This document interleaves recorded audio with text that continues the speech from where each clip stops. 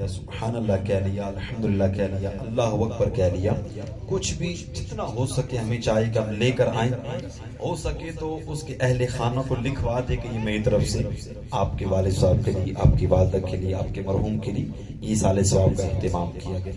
لیکن اس میں بھی کم ہوتا ہے، یہ رواج نہیں ہے اور ہمارے تسلسل بھی اس حوالے سے نہیں ہے۔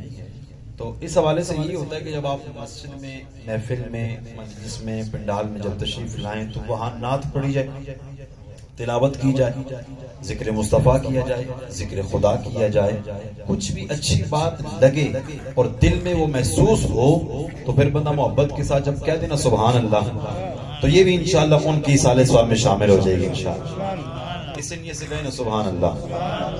حضرات محترم، اللہ جل شانہ نے قرآن کریم فرقان حمید میں جہاں اپنی توحید کا بیان فرمایا، وہیں محبوب کی رسالت کا بیان فرمایا، دیگر انبیاء کا ذکر فرمایا، اور سب سے بڑی بات یہ کہ رب ذوالجلال نے جہاں اپنی عبادت کا فرمایا وہیں پہ ساتھ اپنے ماں باپ کے ساتھ اس نے سلوک کا بھی فرمایا۔ علماء فرماتے ہیں کہ اللہ تعالیٰ نے والدین کا مقام، والدین کا ذکر جو قرآن کی زینت بنایا ہے، اس سے ہی پتہ چلتا ہے کہ ماں اور باپ کا مقام کتنا ہے، ان کی عزت کتنی ہے، ان کی عظمت کتنی ہے کہ رب نے قرآن کا حصہ بنایا ہے۔ اور ایک مقام پہ تو رب ذوالجلال نے فرمایا وَقَضَىٰ رَبُّكَ أَلَّا تَعْبُدُوا إِلَّا إِيَّاهُ وَبِالْوَالِدَيْنِ إِحْسَانًا، رب نے تمہارے راز کر عبادت وہ اللہ کی جائے گی۔ توجہ ہے کہ سبحان اللہ، عبادت کس کی جائے گی؟ اللہ کی عبادت کی جائے گی۔ وَبِالْوَالِدَيْنِ إِحْسَانًا، اور فرمایا حسن سلوک ماں باپ کے ساتھ کیا جائے گا۔ چونکہ آج ہم ایک باپ کے، ایک والد کے ایصال ثواب کے موقع پر حاضر ہیں، اور یہاں بیٹھنے والا کوئی والد ہے، کوئی بڑا بھائی ہے، کوئی سرپرست ہے، کوئی دادا ہے، کوئی نانا ہوگا، ہر ایک کسی نہ کسی عہدے پر وہ عہدے پر ہوگا، لیکن جو مقام رب نے ماں اور باپ کو دیا ہے ایسا مقام رب نے کسی کو عطا نہیں فرمایا۔ اور باپ وہ ہستی ہے جو کہ ہم عموماً جو ہمارے نوخان حضرات بھی ہیں تو ماں کی شان تو پڑھتے رہتے ہیں، اور ماں کی شان ہم کو یاد بھی ہوا کرتی ہے، چہ جائے کہ باپ معاشرے کے اندر ایک مظلوم شخص شمار کیا جاتا ہے، باپ معاشرے کے اندر ایک ظالم کے طور پر پیش کیا جاتا ہے، اے جی بڑا سخت ہونا، او جی اے ہر غلط ٹوکنا، میں نے کہا نہیں، یاد رکھنا باپ وہ ہستی ہے جو آج ہمیں اگر نہ ٹوکتا، آج ہمیں وہ نہ روکتا، آج ہماری تربیت نہ کرتا تو معاشرے کے اندر یا تو ہم چرسی ہوتے، یا پولری ہوتے، یا ہم ڈاکو ہوتے، یا ہم چور مشہور ہوتے۔ ہمارا باپ چھوٹی چھوٹی باتوں پہ غصہ کرتا ہے۔ میں نے کتاب کے اندر پڑھا ہے جتنی محبت بیٹے سے ماں کرتی ہے اتنی محبت باپ بھی کرتا ہے، لیکن کیا باپ کو محبت کو سینے کے اندر چھپا کے رکھتا ہے۔ اگر وہ اتنی محبت جتنی ماں پیش کرتی ہے باپ بھی پیش کرنا شروع کر دے، اولادیں بگڑنا شروع ہو جاتی ہیں۔ آج ہم حافظ صاحب سے پوچھیں کہ کل ان کا روکنا اور ٹوکنا آج ان کو اس مقام پہ پہنچایا کہ لوگ ان کو عزت کی نگاہ سے دیکھتے ہیں۔ اور یاد رکھیں میرا آقا علیہ السلام تشریف فرما ہے، میرا آقا علیہ السلام کی بارگاہ میں ایک صحابی، ایک شخص آیا، آگے کہتا ہے یا رسول اللہ میں ایک شکایت لے کر آیا ہوں۔ میرا آقا نے پوچھا بتاؤ کیا ہے؟ کہنے لگا یا رسول اللہ شکایت ہے باپ کی، کماتا میں ہوں، کھا میرا باپ چاہتا ہے۔ توجہ سے سننا حضرات محترم، فرمایا کماتا میں ہوں، کھا میرا باپ چاہتا ہے۔ میرا آقا علیہ السلام نے فرمایا جاؤ، صحابی کو بھیجا، جاؤ اس کے باپ کو بلا کر لے آؤ، ہم دیکھیں تو صحیح ماجرا کیا ہے۔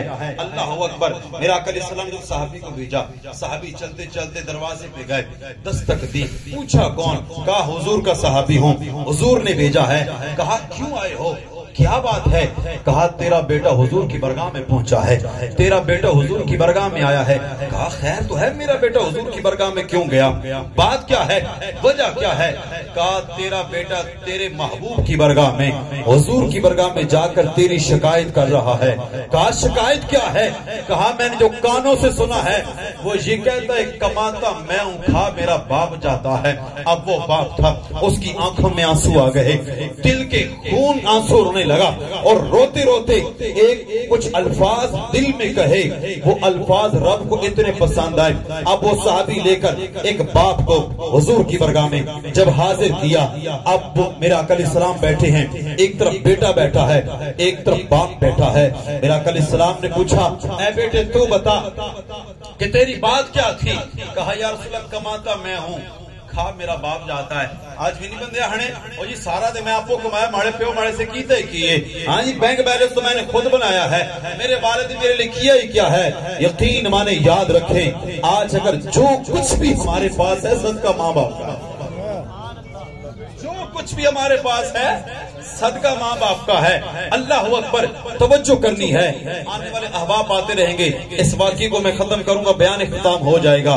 اللہ اکبر، جب میرے مصطفیٰ کی برگاہ میں وہ صحابی پہنچے، اب میرا آقا علیہ السلام کی برگاہ میں پہنچنا ہی تھا، اتنے میں حضرت جبرائیل کا نزول ہوا۔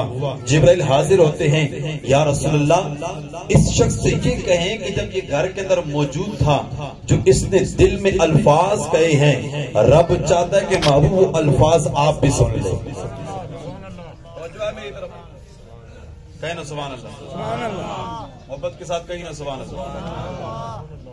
کیا بات تھی؟ فرمایا کہ یا رسول اللہ رب یہ چاہتا ہے اس باپ نے جو دل میں کچھ الفاظ کہے ہیں، یا رسول اللہ رب نے تو سن لی، محبوب آپ بھی وہ الفاظ سن لیں۔ اللہ اکبر، اب یہ بات ہو رہی ہے۔ میرا آقا علیہ السلام نے اس باپ سے پوچھا، اے باپ یہ تو بتا جب تو گھر سے چلا تھا وہ کون سے الفاظ تھے جو تو نے دل میں کہے ہیں، رب کو بڑے پسند آئے ہیں؟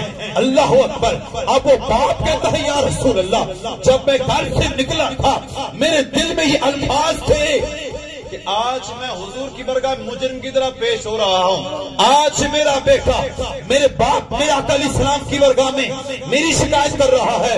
یا رسول اللہ وہ الفاظ یہ تھے، اے میرے آقا وہ الفاظ یہ تھے، الفاظ یہ تھے یا رسول اللہ جب یہ چھوٹا تھا اس وقت میں بڑا تھا، آج یہ بڑا ہو چکا ہے میں چھوٹا ہو چکا ہوں، کل یہ کمزور تھا میں اس وقت مضبوط تھا قوت والا تھا، آج یہ مضبوط ہو چکا ہے، آج میں کمزور ہو چکا ہوں، کل تک یہ بول نہیں سکتا تھا، اس کو میں نے بولنا سکھایا ہے، اس کو میں نے چلنا سکھایا ہے۔ یا رسول اللہ ساری زندگی میں اس کے لیے کماتا رہا، کبھی میں نے یہ نہیں کہا یہ مال میرا ہے یہ میرے پتر کا نہیں ہے، یہ میرا مال ہے یہ میں کماتا ہوں میرے بیٹے کا نہیں ہے، لیکن یا رسول اللہ جب میں نے یہ الفاظ سنے کہ آپ کا بیٹا حضور کی بارگاہ میں گیا ہے یہ شکایت کرنے کے لیے کہ کماتا میں ہوں، کھا میرا باپ چاہتا ہے، اب میرے آقا علیہ السلام اس کی باتوں کو سن رہے ہیں، میرے آقا علیہ السلام کی آنکھوں میں اشک روا ہے، میرے آقا علیہ السلام رو رہے ہیں، ادھر باپ کی آنکھوں میں آنسو ہے، میرے آقا علیہ السلام روتے ہوئے الفاظ یہ فرمائے کہ جاؤ تو بھی تیرے باپ کا ہے اور یہ تیرا مال بھی تیرے باپ کا ہے۔ آپ یہ الفاظ نہیں سنتے، اس باپ سے پوچھے کیا گزرتی ہوگی کہ میرے پیو میرے سے کیا کیتا، ہاں ماڑے والد نے میرے سے کیتا کیا ہے، کیا کیا ہے۔ وہ باپ، میں ایک جملہ کہا کرتا ہوں بیان کے اندر، باپ کے اندر باپ کے لیے ایک جملہ بڑا خوبصورت ہے۔ ایک بڑے بازار کے اندر دل میں خواہش رکھتے ہوئے جیب میں پیسے ہوتے ہوئے بازار سے اپنی خواہش کے مطابق کوئی چیز نہ کھانا، کوئی چیز نہ لینے والا جو بازار سے گزر کے چلا جاتا ہے اس کو کنجوس نہیں کہا جاتا، اس شخص کو باپ کہا جاتا ہے۔ دیکھتے نہیں دل میں خواہشات ہوتی، کہتے نہیں میرا پتر کھا لے، اپنی خواہشوں کو ترک کر دینے والے کو باپ کہا جاتا ہے۔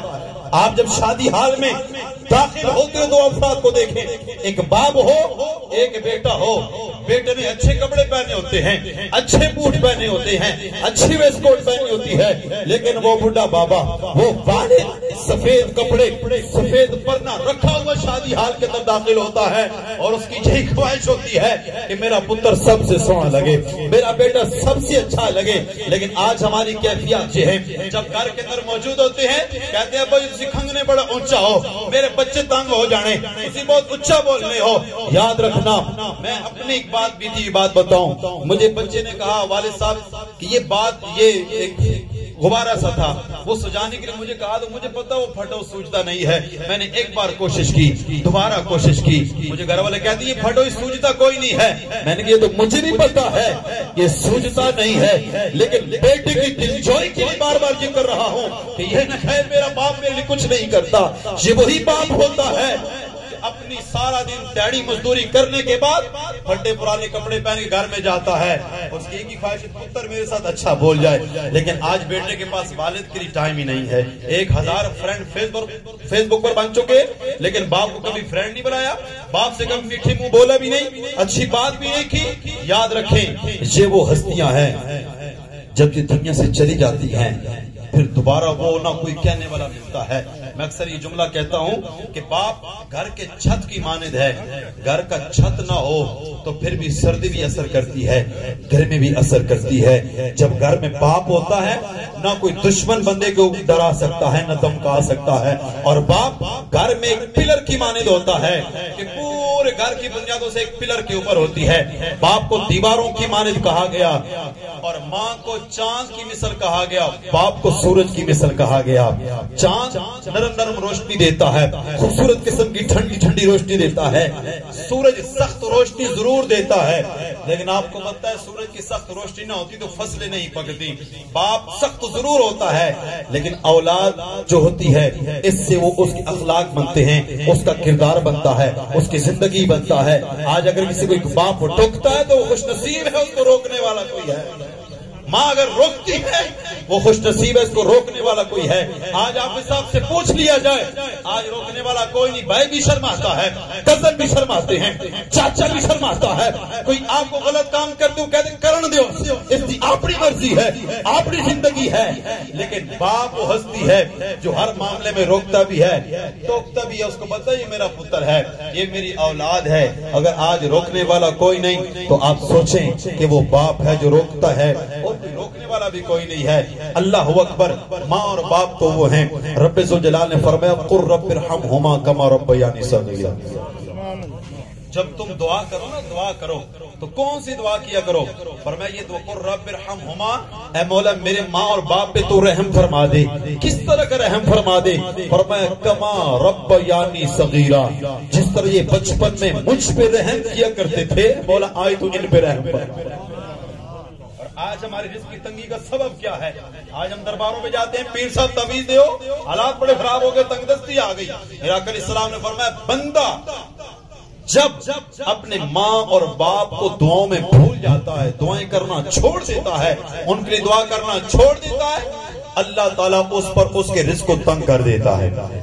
ہر بندہ حکومت کے رونے رو رہا ہے، کوئی کیا رو رہا ہے، کوئی کیا رو رہا ہے. ارے بھائی تو سارے کاموں کو چھوڑ، آج بیٹھ نماز پڑھ، نماز پڑھنے کے بعد ماں اور باپ کے لیے دعا کر، اللہ تیرے رزق میں فراخی عطا فرما دے گا، تیرے رزق میں برکت عطا فرما دے گا. دربار پہ جانا چاہیے، حاضری دینی چاہیے، مزار پہ جانا چاہیے، حاضری دینی چاہیے، بابوں کے پاس بھی جانا چاہیے، برکت کی دعا کرانی چاہیے. لیکن سب سے بڑا پیر بیٹھا تیرے گھر کے اندر ماں ہے، سب سے بزرگ بڑا بیٹھا تیرے گھر میں وہ بزرگ بابا والد ہے جو ہاتھ اٹھا دے اللہ اس کی دعا کو رد نہیں فرماتا. آنے نا ماں اکثر بدوائیاں دینی رہنی، لیکن بدعا لگنی کوئی نہیں. کیوں کہ ماں دلو دینی کوئی نہیں. آنے باپ بدعا نہیں دیتا، لیکن اگر دے دے رب اس کو قبول کرنے میں دیر نہیں کرتا. یہ تو وہ ایسی ہستیاں دعا کر دے اللہ رد نہیں کرتا، اللہ اس کو چھوڑتا نہیں ہے.